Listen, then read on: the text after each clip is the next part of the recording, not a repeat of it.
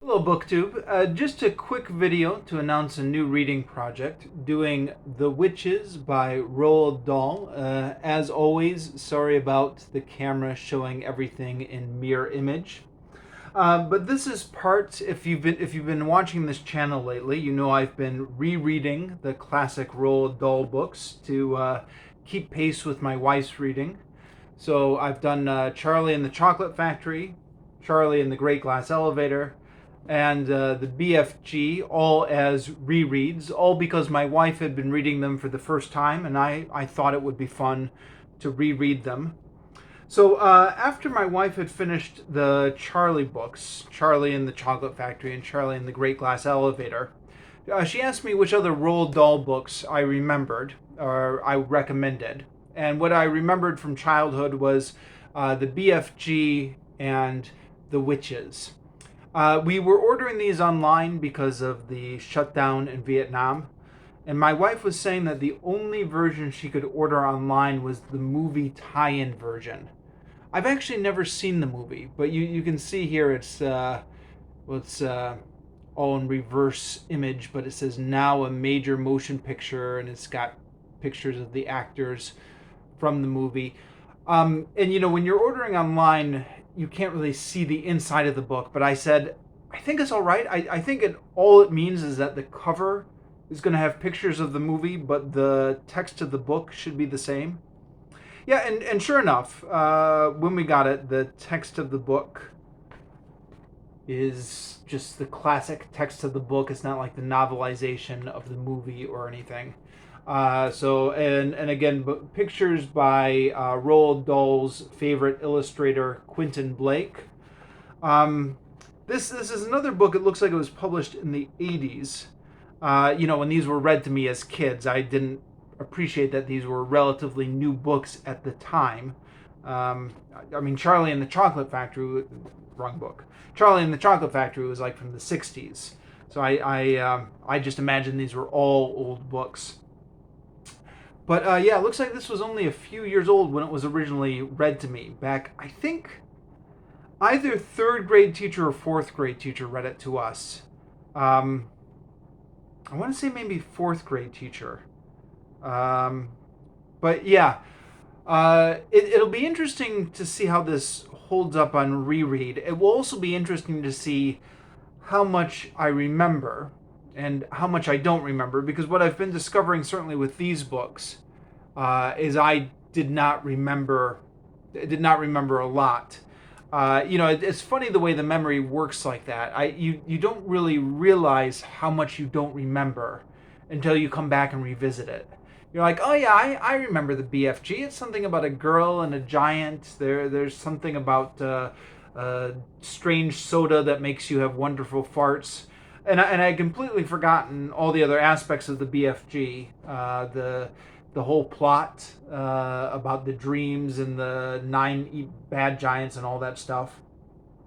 That's talking about the BFG, but this book, at the very least, I feel like I remember the basics of the plot pretty well. I feel like I remember the scenes, spoilers, I guess.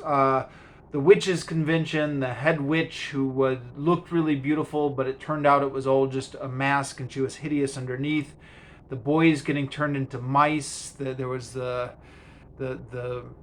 spoiled mean boy who got turned into a mouse with him.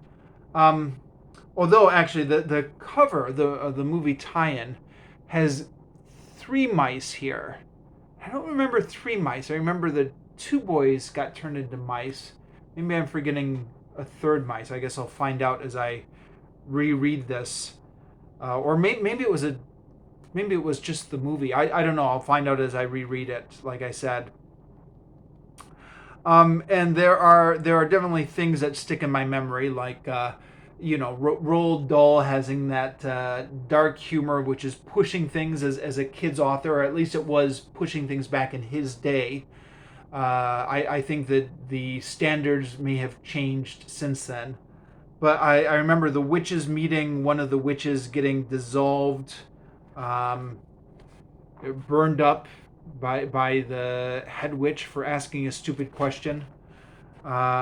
I remember the two boys getting turned into mice, and then, yeah, again, spoilers, not getting back to their human form at the end, being left as mice, which I remember surprising me as a kid, because you just assumed, you assume that the story arc would be he regains his human form.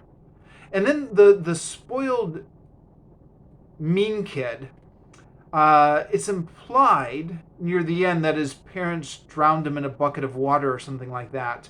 Not really confirmed, but implied. Hopefully nobody is still watching who hasn't read the book yet, because I've just spoiled a bunch of stuff. As far as I can remember, it'll be interesting to go back and reread it and see how my memories from 35 years ago line up with what actually was in the book. But anyways, it's my next reading project. This one has a bit more pages than the other ones. This is 325 pages, which, like, you compare that with Charlie and the Chocolate Factory, which was only... how many pages was that? Where are the page numbers? Sorry. Which was only 180 pages. So, lots more pages on this one. But on the other hand, very big print. And then very big print here. That, of course, is for effect. But just flipping through it, that effect seems to be all the way through the book. And, of course, a lot of pictures and stuff. So, I don't know how long this is going to take me to finish.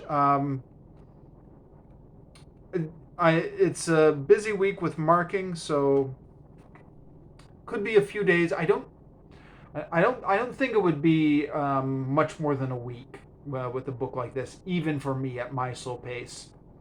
So anyways, that's my next reading project. I'll talk about this in the weekly reading vlog, and then once I finish this, we'll come back with a proper review.